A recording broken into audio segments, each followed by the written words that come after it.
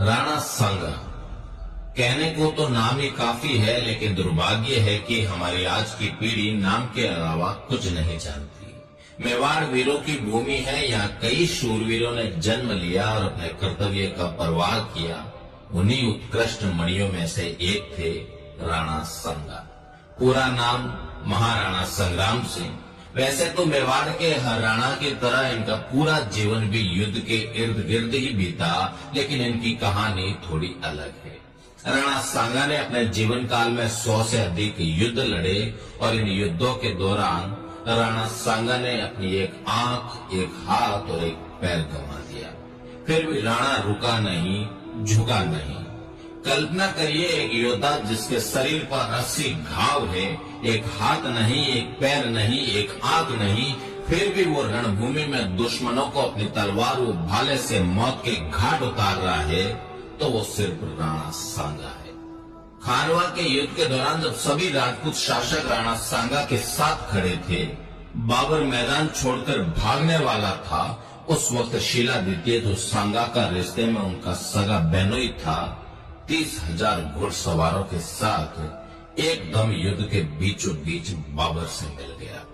भारत के भाग्य का फैसला हो गया। आने वाले 300 साल तक समरकंद से आए तैमूर वंशी तुर्क, जो मुगल कहलाए, हिंदुस्तान के भाग्य विधाता हो गए। राणा सांगा फिर लड़ना चाहते थे, लेकिन घायल सांगा को जहर दे दिया गया। इतिहास के पन्ने कुर हकीकतें होती है। सुखद बॉलीवुड फिल्मों जैसा उसका अंत नहीं होता। सांगा हिंदुस्तान का बादशाह नहीं बन पाया। सांगा को हराने वाले बाबर की कब्र भी हिंदुस्तान के बजाय अफगानिस्तान में बनी। राणा सांगा ने 100 से अधिक युद्ध लड़े, जिनमें मात्र एक युद्ध में पराजित हुए, और आज उसी एक युद्ध के बारे में दुनिया जानती है।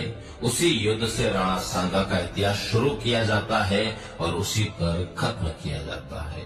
राणा सांगा द्वारा लड़े गए खंडार, अहमदनगर, बाड़ी, गागरोन, बयाना, ईडर, खातोली जैसे युद्धों की बात आती है तो शायद हम बता भी नहीं पाएंगे, और अगर बता भी पाए तो उतना नहीं जितना खानवा के बारे में बता सकते हैं।